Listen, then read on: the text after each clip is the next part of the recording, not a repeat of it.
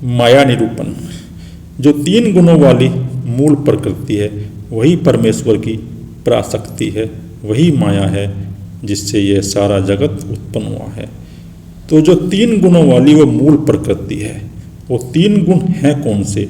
वो 3 गुण वाली वो मूल प्रकृति है क्या? ये 3 गुण वाली जो मूल प्रकृति है वो तमोगुण, रजोगुण और सतोगुण के सूक्ष्म तत्वों से बनी हुई है।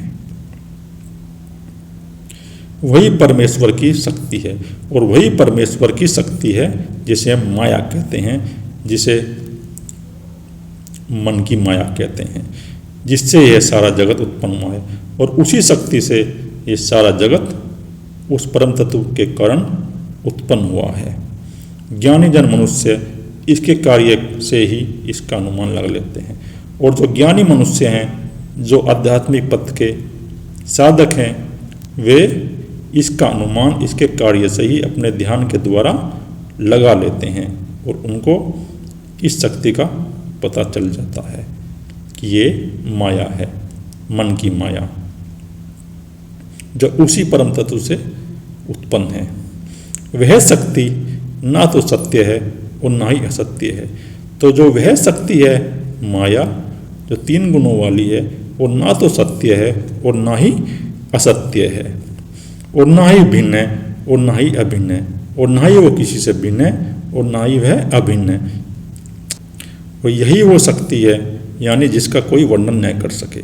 तो इस शक्ति का कोई वर्णन नहीं कर सकता, यह अनुभव में आती है। यही वो शक्ति है और इसी को हम शिव की शक्ति कहते हैं। और जो शिव है, उस शिव परम तत्व परमात्मा की जो शक्ति है, इसी को हम शिव की शक्ति माया कहते हैं। यही वह शक्ति है जिसके कारण मनुष्य को रस्सी में सर्प दिखाई दे जाता है। और इसी तमोगुण की शक्ति के कारण मनुष्य को भ्रमवश कभी ऐसा दिखाई दे जाता है कि खूंटी पर रस्सी टंकी है या जमीन में पड़ी है, तो वो उस रस्सी में उसे सांप दिखाई दे जाता है भ्रमवश के कारण। तो वो उस मनुष्य को जो सांप दिखाई दे जाता है, तो वो इस तमोगुण की शक्ति के कारण दिखाई देता है और मनुष्य भ्रम में पड़ जाता है। और वह भ्रम में पड़ जाता है इस तमोगुण की शक्ति के कारण। ये जो माया है, यह उस परम तत्व परमात्मा के अनुभव होने पर ही नष्ट होती है। तो यह जो माया है 3 गुणों से बनी हुई है, तमोगुण, रजोगुण, सतोगुण, तो यह नष्ट नहीं होती। यह नष्ट जब भी होती है जब साधक उस परम तत्व परमात्मा का ध्यान के द्वारा अभ्यास कर लेता है। उस अभ्यास के द्वारा ये माया फिर नष्ट हो जाती है। फिर उसे 24 घंटे उस परम तत्व परमात्मा का अनुभव होता है और उसे फिर हर जगह वो परमात्मा ही दिखाई देने लगता है। और यह शक्ति अपने अपने कार्यों से सत्य, रज व तम, इन तीनों गुणों से प्रसिद्ध है। और ये जो माया है, ये शक्ति है, ये 3 गुणों से प्रसिद्ध है, तमोगुण से, रजोगुण से और सतोगुण से। इसी शक्ति के कारण हमारा जीवात्मा बंधन में पड़ जाता है और इसी शक्ति के कारण हमारा जो जीवात्मा है वो बंधन में पड़ जाता है। वो अहंकार भाव कर लेता है शरीर के अंदर, और जब वो शरीर के अंदर अहंकार भाव करता है तो फिर वो जन्म मरण के चक्कर में पड़ जाता है। और वो जन्म मरण के चक्कर में जो पड़ जाता है हमारा जीवात्मा, वो इस 3 गुणों की शक्ति के कारण ही पड़ जाता है। क्योंकि हमारी जीवात्मा में ये 3 गुणों की तरंगे सक्रिय हो जाती हैं। तमोगुण की तरंगे सक्रिय हो जाती हैं, रजोगुण की तरंगे और सतोगुण की तरंगे। तो इस प्रकार जो मनुष्य जैसे भी कर्म करता है या अपने जीवन को जीता है, तो वो उसी गुण के अनुसार अपना जीवन जीता है और उसकी जीवात्मा में ये तरंगे सक्रिय हो जाती हैं। यह शक्ति बड़ी ही प्रबल है, यह ज्ञानी मनुष्य को भी भटका देती है। और यह जो तमोगुण की शक्ति है माया, यह बड़ी ही प्रबल है। यह ज्ञानियों को और बड़े बड़े मनुष्यों को भी भटका देती है। रजोगुण, रजोगुण की क्रिया रूपी शक्ति जिसके कारण आदिकाल से समस्त क्रियाएं होती हैं। तो जो रजोगुण की शक्ति है, इससे हमारे शरीर के अंदर या इस जगत में क्रियाएं होती हैं, वो इस रजोगुण की शक्ति करणीय क्रियाएं होती हैं, और जिससे सुख व दुख सदा उत्पन्न रहते हैं, और जिससे हमारे मन के अंदर सुख व दुख उत्पन्न होते रहते हैं। वो इस रजोगुण की क्रिया शक्ति करणी हमारे मन के अंदर सुख और दुख प्रकट होते रहते हैं। जो मन के विकार हैं और जो ये मन के विकार हैं, क्योंकि मन के अंदर ये तरंगे रजोगुण की उठती हैं जो हमें सुख और दुख का अनुभव कराती है। काम, क्रोध, लोभ व अहंकार और ईर्षा व द्वेष, ये सब रजोगुण के ही धर्म हैं। तो काम, क्रोध, लोभ व अहंकार और ईर्षा व द्वेष, ये सब रजोगुण के ही धर्म हैं। ये सब रजोगुण की क्रिया शक्ति से ही हमारे मन के अंदर उत्पन्न हो रहे हैं इस शरीर के अंदर, और जिसके कारण जीव कर्म करता है और हमें इस जगत में कर्म करने के लिए जो बाध्य करता है वो यही रजोगुण की शक्ति, क्रिया शक्ति है, जिसके द्वारा हम क्रिया करते हैं और इस जगत में संसार में कर्म करते हैं, और रजोगुण की यही क्रिया शक्ति है, और यही रजोगुण के बंधन का कारण है, और यही रजोगुण मनुष्य की जीवात्मा के बंधन का कारण है। तमोगुण, तमोगुण की आवरण शक्ति जब मनुष्य के मन पर बढ़ जाती है तो वस्तु कुछ की कुछ प्रतीत होने लगती है। तो तमोगुण की अगर आवरण शक्ति ज़्यादा मनुष्य के अंदर, उसकी चेतना के अंदर, मन के अंदर बढ़ जाएगी तो उसको फिर वही जो है वस्तु कुछ की कुछ प्रतीत होगी, उसको फिर रस्सी में सांप ही दिखाई देगा। ऐसे मनुष्य को जिसके अंदर, चेतना के अंदर तमोगुण की यह शक्ति बढ़ जाती है। इसी तमोगुण की शक्ति के कारण जीवात्मा बार बार जन्म लेता है और बार बार मृत्यु को प्राप्त होता है, और इसी तमोगुण की शक्ति के कारण हमारा जीवात्मा बार बार जन्म लेता है और मृत्यु को प्राप्त होता है और नए नए शरीर धारण करता है। जिस मनुष्य के मन के अंदर यह शक्ति बढ़ जाती है, उस मनुष्य के अंदर अज्ञान, आलस्य, जड़ता, मूर्खता व आपराधिक कार्य करने का भाव, क्रूरता, निराशावादी स्वभाव, भोग विलासी स्वभाव की अधिकता रहती है।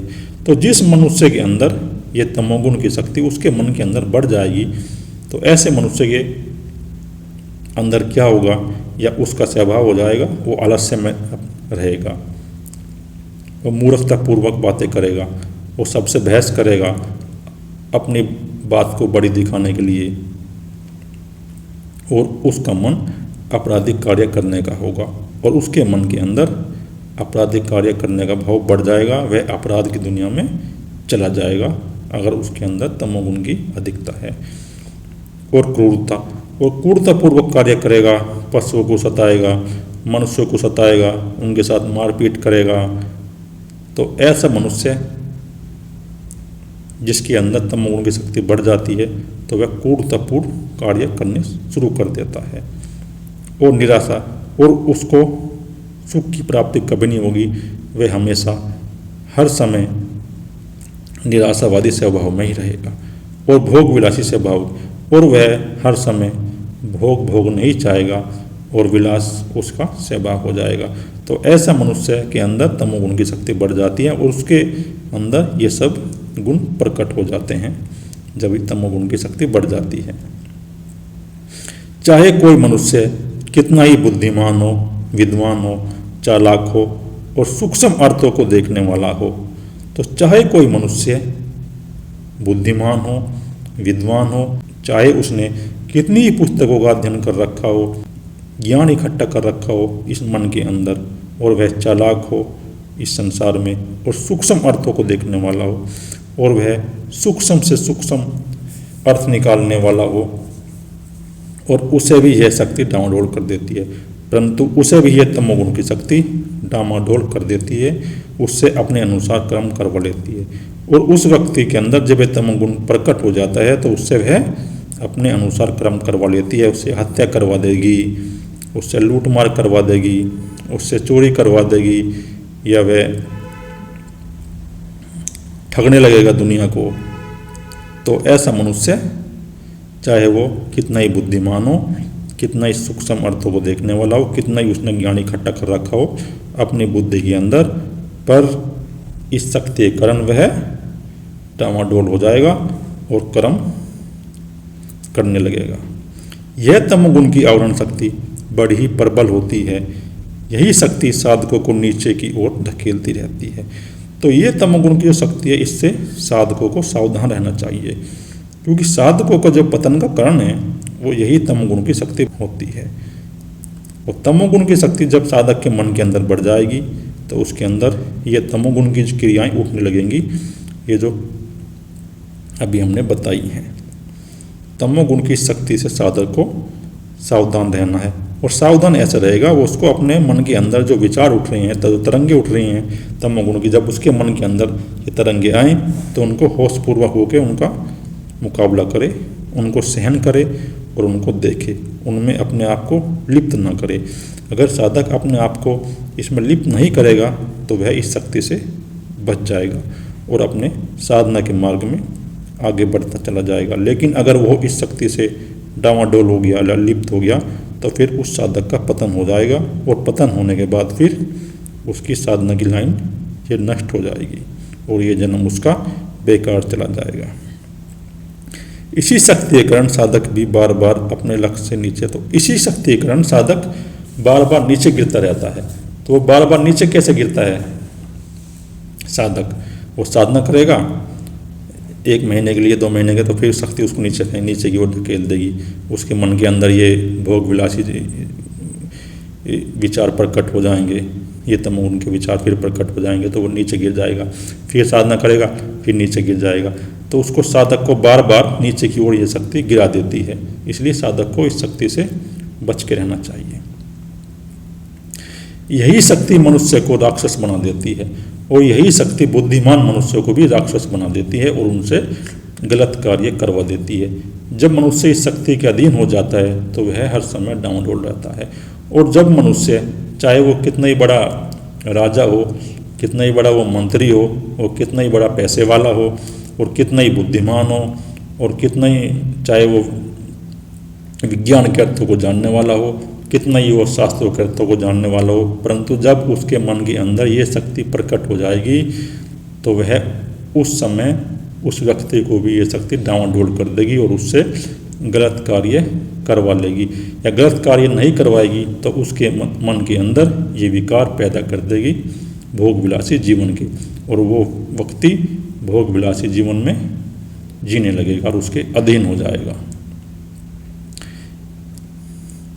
सत्वगुण, सत्वगुण जल के समान शुद्ध है। तो हमारी चेतना के अंदर जो सत्वगुण है वो जल के समान शुद्ध है। रजव तम से मिलने पर ही वह भी मनुष्य की भटकाने वाला ही होता है।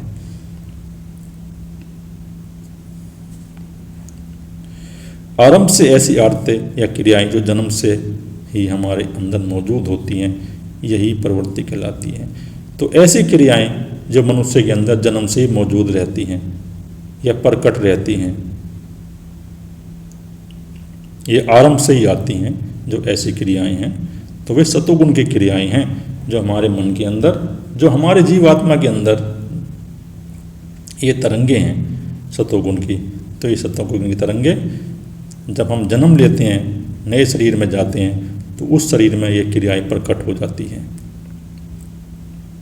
ये मौजूद रहती हैं, और इससे ही हमारी संसार में प्रवृत्ति हो जाती है, और फिर इसी से हमारी चेतना के अंदर रजोगुण और तमोगुण भी आ जाते हैं। और ये जो सत्वगुण की शक्ति है, माया की जो शक्ति है सत्वगुण की, और यही सूर्य के समान समस्त जड़ पदार्थों को अपनी शक्ति से प्रकाशित करती है।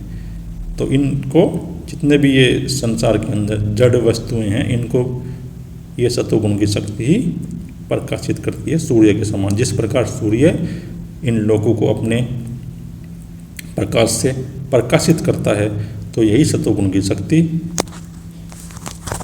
भी इस प्रकृति को प्रकाशित कर रही है। यम आदि साधन, श्रद्धा, भक्ति और मोक्ष प्राप्त करने की इच्छा, निस्वार्थ सेवा और परमार्थ कार्य करने का भाव, मन व चित्त पर संयम होना। तो ये सतोगुण के जो कार्य हैं हमारी चेतना के अंदर, ये जो सतोगुण के कार्य प्रकट होते हैं, तो यम नियम आदि जो साधक अपनाता है जीवन में, तो ये सतोगुण के ही हैं। श्रद्धा है, किसी के प्रति श्रद्धा जगी, अपने माता पिता के प्रति जगी या गुरु के प्रति जगी या इष्ट के प्रति जगी। और भक्ति भी वो सतोगुण का ही रूप है। और मोक्ष प्राप्त करने की इच्छा, ये मन के अंदर जो मोक्ष प्राप्त करने की इच्छा है, अपनी जीवात्मा को मुक्त करने की इच्छा है, जब साधक ऊब जाता है तो उसके अंदर फिर जन्म लेता लेता जब साधक ऊब जाएगा, जब मनुष्य ऊब जाता है तो उसके अंदर फिर ये मोक्ष प्राप्त करने की इच्छा प्रकट हो जाती है और फिर वो मोक्ष प्राप्त के रास्ते पर आगे बढ़ता है और फिर निस्वार्थ सेवा करता है और फिर वह सारी मनुष्य जाति को सम्मान भाव से देखकर उसकी सेवा करता है और अपना जीवन परमार्थ कार्य करने में ही लगाता है। और जिसके अंदर सतोगुण प्रकट हो गया तो वह मनुष्य अपना सारा जीवन परमार्थ कार्य करने में ही लगाएगा और उसके अंदर भाव प्रकट होगा, मन व चित्त पर संयम उसके हो जाएगा, मन पर भी संयम हो जाएगा। जब रजोगुण और सतोगुण, जब सतोगुण की क्रिया उसके अंदर प्रकट हो जाएगी, तमोगुण और रजोगुण कम हो जाएंगे।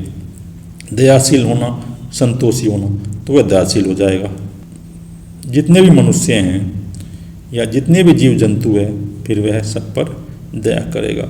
उसके अंदर क्रोध, उसके अंदर फिर उनके लिए क्रोध पैदा नहीं होगा, वह फिर सभी जीव जंतुओं पर दया करेगा। और संतोषी होना, और उसका स्वभाव हो जाएगा संतोषी। उसको जो भी मिल जाएगा, जैसा ही मिल जाएगा, भोजन मिल जाएगा, तो वह अपने आप को उसमें संतोष कर लेगा। वह फिर ज़्यादा धन की इच्छा नहीं करेगा। उसको जितना भी अपना भोजन मिल जाएगा या जो मिल जाएगा, वह फिर अपने मन को उसमें संतोषी बना लेगा, उसका जीवन संतोषी हो जाएगा। मन व कर्म से शून्य विचारों का उदय होना, और उसके अंदर, मन के अंदर शून्य विचारों का, शुभ विचारों का उदय होगा। फिर ये जो शुभ साधन ये बताए हैं हमने, तो ये शुभ विचार उसके अंदर आएंगे ऐसे साधक के अंदर जिसके अंदर सतोगुण प्रकट हो जाएगा। ये सब कार्य सतोगुण के ही धर्म हैं। आत्मानुभव, शांति, आनंद, ये सब सतोगुण के ही धर्म में। तो आत्मानुभव भी, शांति, मन के अंदर शांति रहेगी या आनंद प्राप्त होगा, तो आनंद भी सतोगुण का ही धर्म है। आनंद जो हम, वो परम तत्व परमात्मा का नहीं, सतोगुण वो हमारी माया शक्ति है, जिस माया के 3 गुण प्रकट हैं, जिस माया से वो पराशक्ति जो है शिव की, तो ये आनंद भी उसी का धर्म है। और मन के अंदर जो शांति पैदा होती है, शांत विचार पैदा होते हैं, ये भी सब सत्वगुण के ही धर्म हैं। ओम ओम गुरुवे नमः। श्री गुरुवे नमः। ओम गुरुवे नमः।